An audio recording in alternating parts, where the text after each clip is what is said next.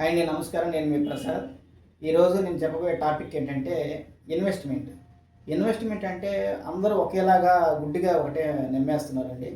Investment అంటే ఏంటంటే చాలామంది అనుకునేది మన ఇంటికి దగ్గరలోనో, మనకు దగ్గరలోనో, మన ఇంటి పక్కన ఉంటేనో మన స్థలం బాగుంటుంది, దాని మీద ఇన్వెస్ట్మెంట్ పెట్టుకున్నా మనకి ఎటు ఇబ్బందులు ఉండవు అని అనుకుంటూ ఉంటారు. కానీ ఇన్వెస్ట్మెంట్ అంటే దాని అర్థం అది కాదండి. మనం ఎక్కడున్నా సరే మనం పెట్టిన పెట్టుబడికి అక్కడ అప్రిషియేషన్ వస్తుందా లేదంటే మనం రూ. 10 పెడితే దానికి రూ. 10 ఎక్కడైతే వస్తుందో దాన్ని ఇన్వెస్ట్మెంట్ అంటాం అనమాట. సపోజ్ ఉదాహరణకి ఏంటంటే అది అలా అదాని, అంబానీ చాలామంది ఇండస్ట్రీ చేస్తున్నారు కదా, వాళ్ళందరూ ఏంటంటే వాళ్ళు ఎక్కడో ఉంటారు, విదేశాల్లో ఉంటారు, నెక్స్ట్ ముంబై, ఢిల్లీలో ఉంటారు. మనకు అసలు కనిపించరు, వాళ్ళు ఎవరో కూడా మనకు తెలియదు. కానీ వాళ్ళు పెట్టిన పెట్టుబడులు ఏంటంటే మన ఇంటి పక్కనే ఉంటాయి. ఇన్వెస్ట్మెంట్ అనేది మన ఇంటి పక్కన పెట్టి ఇక్కడి నుంచి వాళ్ళు డబ్బులు తీసుకెళ్ళిపోతూ ఉంటారు. వాళ్ళు ఇక్కడ రూ. 10 పెడతారు, రూ. 100 తీసుకెళ్ళిపోతూ ఉంటారు. అది ఇన్వెస్ట్మెంట్ అంటే మనం పెట్టిన పెట్టుబడికి ఎక్కడైతే గ్రోత్ ఉంటుందో, మనం పెట్టిన పెట్టుబడికి అమౌంట్ ఎక్కడైతే పెరుగుతుందో అక్కడ మనం ఇన్వెస్ట్మెంట్ చేసుకుంటే బాగా పెరుగుతుంది, దాన్ని ఇన్వెస్ట్మెంట్ అంటాం. అంతేగాని మన దగ్గరలో ఉండేదే మనకి ఇన్వెస్ట్మెంట్ అంటే అది కరెక్ట్ కాదు. సో అదే కాన్సెప్ట్తో మనం ఏం చేస్తున్నామంటే నెక్స్ట్ కాన్సెప్ట్కి వస్తున్నాం. ఇప్పుడు మన పిల్లల కోసము పొలం కొంటుంటాము, అంటే వాళ్ళకి ఇన్ని ఎకరాలు ఉంటే బాగుంటుంది, ఫ్యూచర్లో అన్నీ బాగుంటాయని. కానీ దానికి అంతిమంగా మనం ఏం ఆలోచించాం. అది ఎట్లా జరుగుతుందంటే, ఇప్పుడు మీరు వయసు ఉన్నంత వరకు మీరు వ్యవసాయం చేస్తారు, తర్వాత మీరు చేయలేరు, దాన్ని కౌలుకి ఇస్తారు.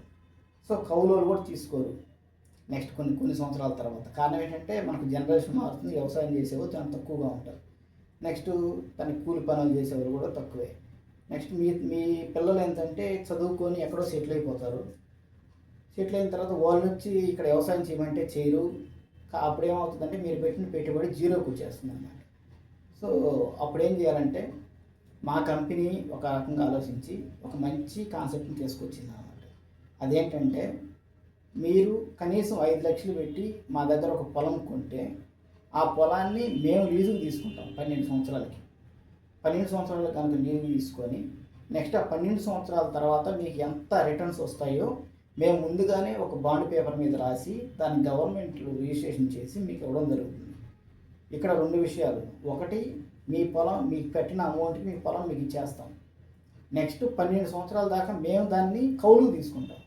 కౌలుకు తీసుకొని దాంట్లో మేము కొన్ని మొక్కలు వేసి, అంటే సపోజ్ ఎగ్జాంపుల్ ఎర్రచందన మొక్కలు వేసి దాన్ని పెంచి వాటిని కటింగ్ చేసి అన్ని వచ్చిన ఆదాయంలో మేము మెయింటెనెన్స్ చేసినందుకు గాను 50% మేము తీసుకొని 50% మీకు ఇస్తాం అన్నమాట.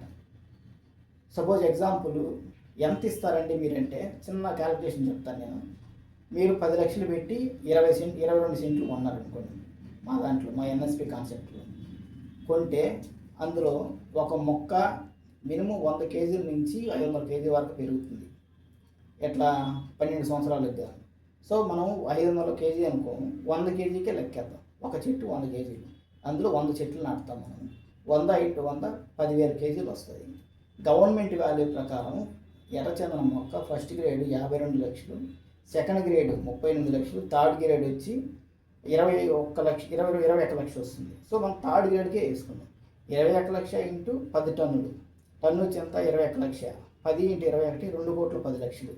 ఈ 2,10,00,000లో అంటే మినిమం మనం థర్డ్ గ్రేడ్ వేసాం, తక్కువ వెయిట్ వేసాం. సో అట్లా వేసుకున్నా సరే మనకు 2,10,00,000 వస్తుంది. 12 సంవత్సరాలకి మీరు పెట్టింది ఎంత, ఫస్ట్ మీరు పొలం ఉంది 10 లక్షలు. ఈ 2,10,00,000లో 50% మా కంపెనీ మెయింటెనెన్స్ కానీ తీసుకొని నెక్స్ట్ 50% మీకు ఇస్తుంది. అంటే 10 లక్షలకు గాను 1,05,00,000 అనేది మీకు గవర్నమెంట్ వాల్యూతో మీకు రిటర్న్ చేయడం జరుగుతుంది. సో ఇంత మంచి కాన్సెప్ట్ ఎక్కడా కూడా రాదండి. ఒకవేళ ఇప్పుడు చాలా కంపెనీలు వచ్చాయి, మీరు ఫస్ట్ నుంచి వింటూ ఉంటారు. శ్రీగంధం అని చాలా రకాల కంపెనీస్, కొన్ని వందల కంపెనీస్ వచ్చాయి. కారణం అవి నిలబడాల. కారణం ఏంటంటే అవి థర్డ్ పార్టీ కంపెనీస్. వాళ్ళు ఏదో రైతుల కాడి నుంచి జస్ట్ టోకన్ కట్టి భూములు తీసుకోవడం, రైతులకు అమ్మేసేయడం కస్టమర్లకి, నెక్స్ట్ వాళ్ళు జెండా ఎత్తేయడం. ఒకవేళ ఆ కంపెనీ ఉన్నా సరే దాన్ని మెయింటెనెన్స్ చేయలేకపోవడం. అంటే 1 సంవత్సరం అయితే మెయింటైన్ చేస్తారు, 12 సంవత్సరాలు, 15 సంవత్సరాలు, 20 సంవత్సరాలు మెయింటైన్ చేయాలంటే అది అయ్యే పని కాదు. ఈ లోపల ఆ వ్యక్తి చనిపోయి ఉండొచ్చు, మీకు అమ్మిన వ్యక్తి. సో ఇట్లా చాలా రకాల ప్రాబ్లమ్స్ ఉంటాయండి. మా కంపెనీ ఏంటంటే స్ట్రైట్ కంపెనీ. ల్యాండ్ 30 సంవత్సరాల డాక్యుమెంట్ తీసుకుంటాము, అందులో ఎర్రచందనం మొక్క పెరుగుతుందా లేదని సాయిల్ టెస్ట్ చేసుకుంటాము. ఆ తర్వాతన భూమిని టోటల్ మొత్తాన్ని మా కంపెనీ రిజిస్ట్రేషన్ చేసుకుంటుంది. కంపెనీ ఒకటే సింగిల్ నేమ్ పైన చేసుకొని అప్పుడు మీకు అందులో పార్ట్గా ఒక ప్లాట్ వైజ్గా చేసి మీకు అమ్ముతారు. సో ఇక్కడ మీకు ఎవరితో టచ్ ఉంది, డైరెక్ట్ కంపెనీ, అది కూడా స్టాండర్డ్ కంపెనీ. ఇప్పటికి 8 సంవత్సరాలు అయింది, 2018లో కంపెనీ పెట్టాను. సో ఇటువంటి అన్నీ కూడా మా కంపెనీకి లైసెన్స్తో పాటు, అంటే ఎర్రచందనం పెంచడానికి, దాన్ని కటింగ్ చేయడానికి, దాని నుంచి ప్రోడక్ట్లు తయారు చేయడానికి చాలా రకాల లైసెన్సులు కావాలండి. ఆ లైసెన్సులన్నీ కూడా మా కంపెనీకి ఉన్నాయి. సో మీరు నిశ్చింతంగా వచ్చి మొత్తం వాటన్నిటిని చెక్ చేసుకొని మీరు ప్లాట్లు కొనాల్సింది కోరుతున్నాను. విషయం ఏంటంటే మా ఈ కంపెనీకి ఉన్న డిమాండ్ ఏంటంటే ప్రీ బుకింగ్లోనే సగం కంప్లీట్ అయిపోతాయి. లాంచింగ్ రోజు అసలు కస్టమర్కి ప్లాట్లు మిగలవు. కారణం ఏంటంటే దీన్ని విలువ తెలిసిన వాళ్ళందరూ కూడా మనకు అన్ని వేరే స్టేట్ నుంచి కూడా వచ్చి కొంటూ ఉంటారు అన్నమాట. సో అందుకని దీని డిమాండ్. సో మీరు మంచి నిర్ణయం తీసుకుంటారని ఆశిస్తున్నాను. ఈరోజే ఈ వీడియో చూసిన వెంటనే మీరు ఒక నిర్ణయానికి వచ్చి నాకు కాల్ చేయగలరని ఆశిస్తున్నాను. నా పేరు ప్రసాద్, 9492018107. Thank you.